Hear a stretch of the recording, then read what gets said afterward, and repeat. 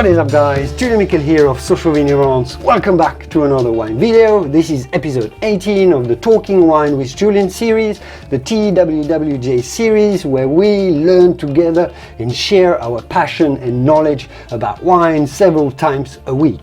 This is also going to be part 2 of a mini series within the series, a 5-part series where we look and consider what is wine made of, and what makes it so special and unique in the world of alcoholic beverages, but not only what makes it so special in the world of what we eat and what we drink. And a massive part of what makes wine super unique in the world of food, any type of food, is that it contains an incredible number of different types of aromas, different families of aromas. It seems that the whole world is virtually packed into our different types of wines, and today that's exactly what we're going to be looking at. We are going to be looking at the top 60 plus most common aromas in wines, coming from all sorts of fruits, the chocolate, the coffee, the vanilla, the spices, you name them.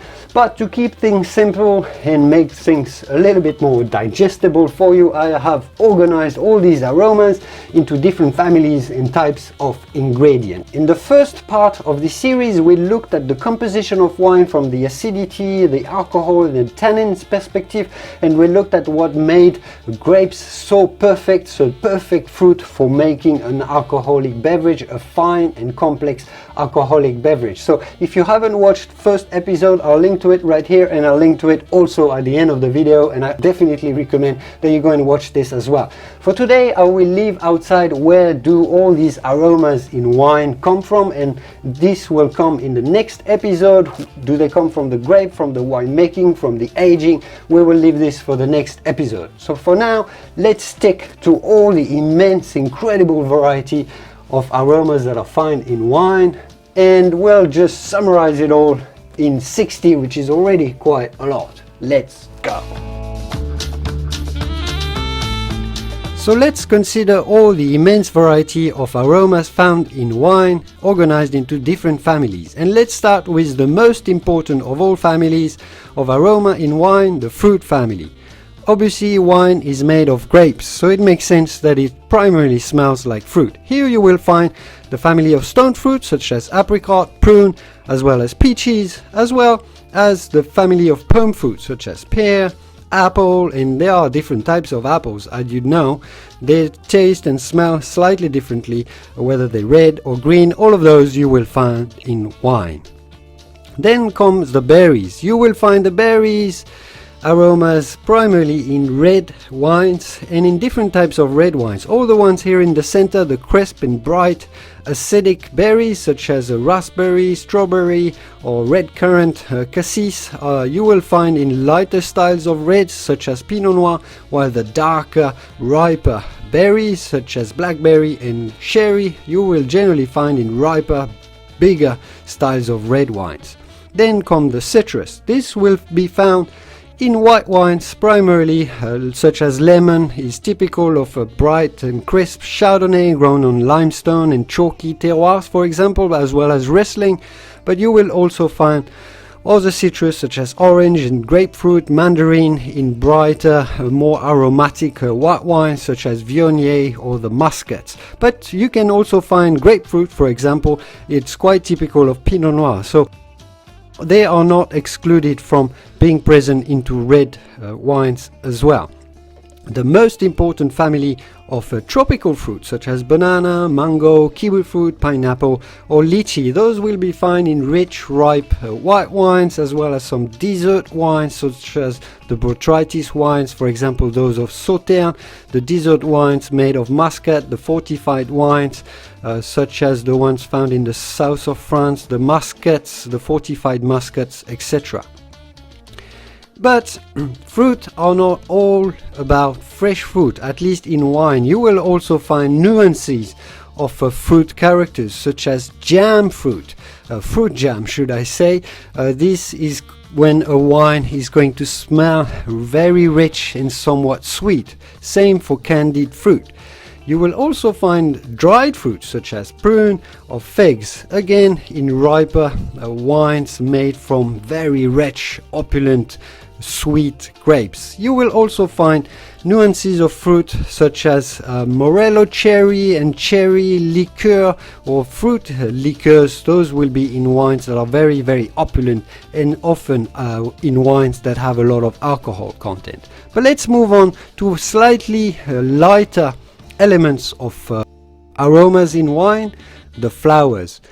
All sorts of flowers, and flowers are so delicate, the aromas of flowers are so delicate that every individual will smell and find its own descriptions for describing the aromas of flowers. But let's quote a few: acacia, hawthorn, broom, rose, honeysuckle or iris. I'll also find lily to be a very common aroma in wine.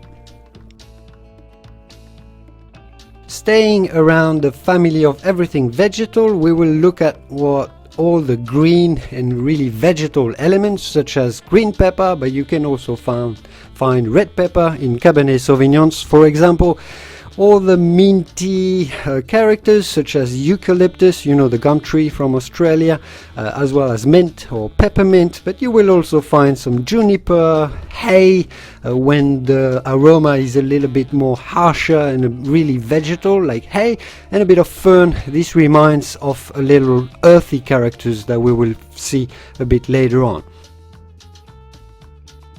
Moving on, you will find a family of nuts.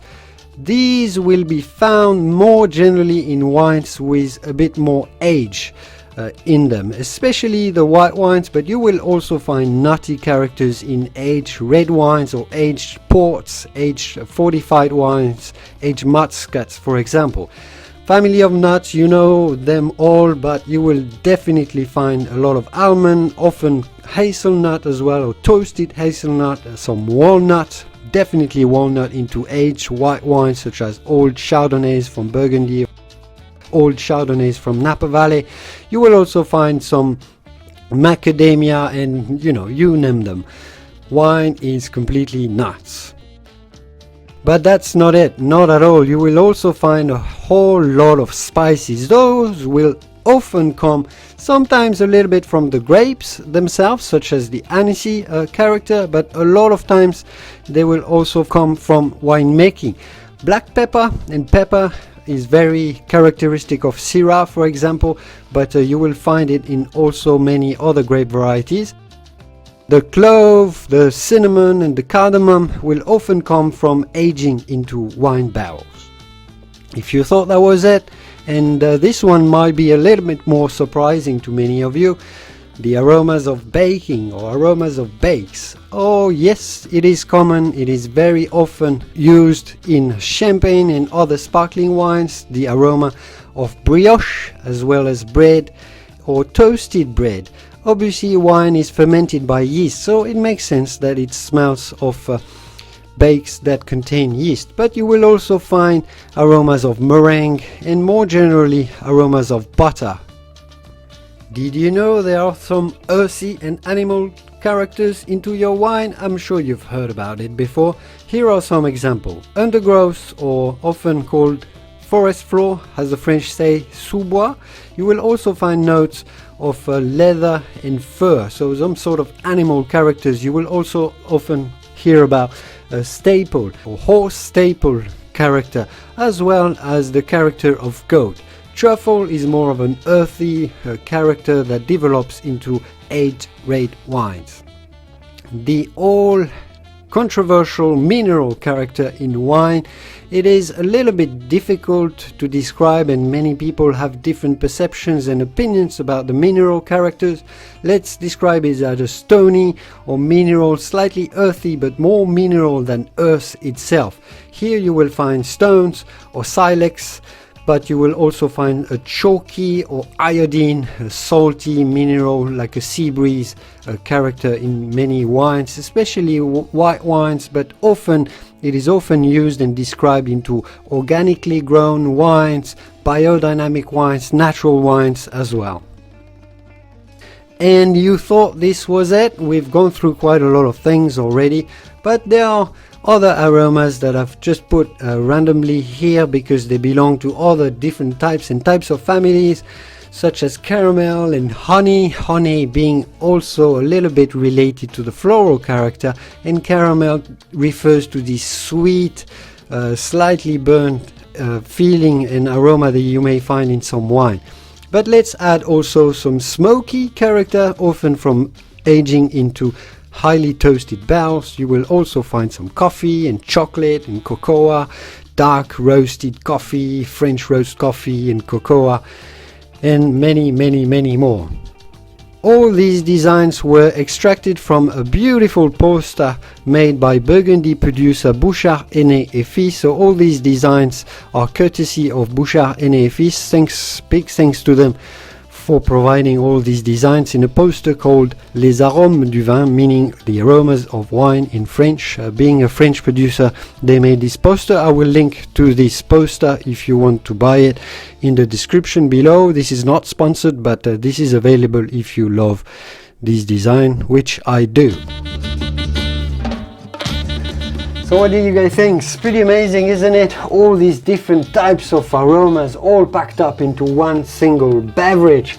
Obviously, and we will leave this for later, but obviously all these different aromas aren't always all present and packed up into one single glass of wines. Different grape varieties have different profiles. I will make later on this channel separate videos about the typical aromas of Cabernet Sauvignons and Pinot Noir and the Chardonnays and the different grape varieties, the Rieslings, and we will also, as I said earlier, leave the part where all these aromas come from, the primary, secondary, tertiary aromas, and the aromas that come from the grape varieties, the grapes themselves, but also from the winemaking and from the aging.